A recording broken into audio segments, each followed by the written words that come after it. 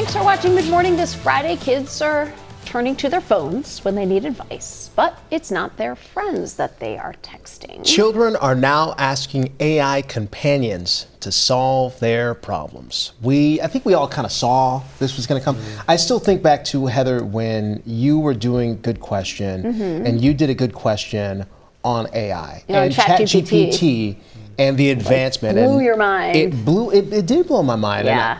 Kids are on top of this. They are. I mean, they're using it for a lot of things. But I didn't realize they were using it to solve their problems with their friends. For some advice. You know, if the advice, I just don't know what they're getting out of it. It feels like a slippery slope to me. You know, I feel like you would want to talk to maybe a parent or someone that has real life experience, not necessarily something that can find that. But I don't know. I mean, do you though? Let's say you don't have that kind of relationship with your parents. Yeah, maybe you're having a problem with your friends. 72% of teenagers have used these AI companions is what they call them. So just so you know, these are like digital characters that can talk and text with you, essentially like chatbots. Yeah. And if you understand how AI works, like you lead AI's gathered all of this information, but so a lot of times it's going to sort of tell you what you already know, what you want, or what you want to hear. Maybe what you want to hear. Yeah. And so a third of the kids who use them go to them for relationship advice. So here's the example that they used. 16-year-old gets into an argument with his friends, goes to the chatbot. Chatbot says, look, separate your friends, okay?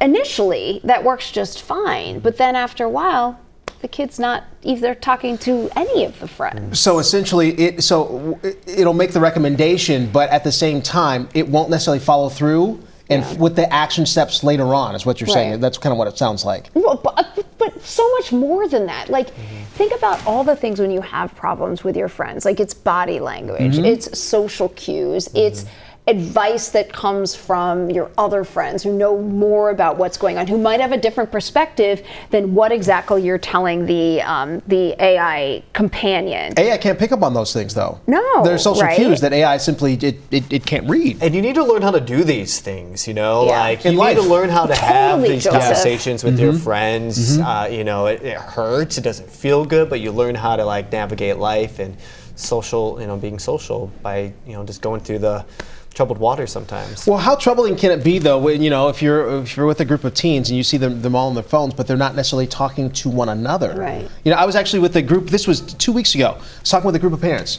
and two 16-year-olds started dating. And they started dating, and they started texting on their phone. That was their initial way they started talking, right? But the problem is, after a week, they were still talking on the phone. They didn't know how to have a conversation here, a face-to-face conversation. So, goes to your point. Yeah, I mean, this may be better than like when I was a kid, I would just listen to music, and then I just became an emotional music listener. Yeah. So maybe this is better, but but maybe not. Maybe not. I mean, maybe not. Yeah. Okay. Yeah. To be continued. But also just something for people to be aware of that this is happening. It's real. What are your thoughts? Drop us a comment below. We want to hear from you. Do any of you play video games? Yeah, I'm a gamer. Still? Sometimes. What? I play computer games. Okay. Yeah, computer games. Like Oregon Trail? Love Oregon Trail. That's probably where like my fascination of computer games spawned from. That's what it started from. Joseph was hunting for buffalo by the Snake River. That's and how it was specifically the hunting as well, which was the most enjoyable part. Yeah. Okay, so games are popular. Some people play them every day, but the question we're asking, are they good for your mental health? Right. So there was a new study. It came out of Oxford, and what it did is it looked at all the studies that are out there, and they came up with one big one to say, yeah, they can be. They can be really good for your mental health. But like everything in moderation, if you do it too much, they're pretty bad. Yeah. They're pretty bad. Did you play video games ever? Were you ever? I was like the kid who played like Super Mario Brothers, and then I got Duck Hunt, and then right? And then I Did you sort have of the power pad? stopped. Oh, you stopped after that? At the 8-bit? That was it? I played Tetris. Short-lived. I didn't. I Tetris, wasn't a gamer. Were you a gamer? No. Well, I played all the ones that came with the system, which my parents were happy because I wasn't one of those people who needed like 15 games. Yeah. Right. And then I also like The Sims. Oh, yeah. Oh, the computer Sims. SimCity, all of those. Yeah. Yep. I did like a good Oregon Trail, though. Oregon Trail was a blast. Oh, come on. Yeah, that was a blast. You know, like the PC game that I love? Do you guys remember Where in the World was Carmen Sandiego? Oh, yeah. All day. But it's so. I found it hard to play in moderation. That was my problem. I am one of the people that, like, I've met some great people. I have some friends to this day that I met 15 years ago through playing games, going to tournaments and things like that. But you take it too far and you're long gone. If it starts displacing your other activities, if it means like, okay, I'm not going outside, right? Or you feel like you're getting addicted to it. Yeah. I always worry about this with my kids, but then I think like, you know what? It's probably good for them. My daughter plays with her cousin who lives in North Carolina. Yeah. So I kind of let them play as much as they want because they can talk to each other. That's their connection. And that's the how way they connect. keep connected. They see each other, 3 or 4 times a year, but they can talk almost every day because they play these silly games together. That's how a great it connection. starts, Heather. That's how they get you. Joseph. So like, I can catch up with my cousin. So young enough right now where it's still, but once you turn a teenager, then, but I can also understand the other side of that, like you said before, if you're using this and it's isolating you and all of a sudden you're missing out on things that you used to do, that can be a little too much. So you have to, there's a fine line there. Like not doing your said before. homework, things like that. I get it. How about like Wii golf? Oh, Wii tennis. Oh, that sounds fun. Right? Yes. I was bowling one time using Wii bowling. Oh, really? I almost broke my TV. I was a little too close. So I didn't have it around. Like if you have Wii, you're supposed to put it on your wrist. Yes, you are. You threw it into Didn't the have it on the TV wrist. screen. Threw it in the TV screen. It was a Dance Revolution. Yeah. Dance Revolution. Oh, that's a good one too. Go work on the sweat. That's fun. That's fun. Yep. Apparently we just want to talk about games. We want you to join the conversation. So leave a comment below. We want to hear what you think. Happy Friday, and thanks for watching Mid-Morning. In Star Wars, people love the fussy. Sometimes you might even call them neurotic C-3PO. Oh no, R2-D2. Yes. Now there's new research that's looking into how people react to robot personalities. Of all personalities, robot personalities. Could you call it a personality if it's a robot? Well, with AI now, I mean, who knows what they're doing, right? It's really going to be interesting with AI. I mean, this will become more and more of a thing. It's crazy. And so this study, essentially, it broke it down. There was a museum in Chicago, and they had people go into this museum in Chicago. They had them go into a room.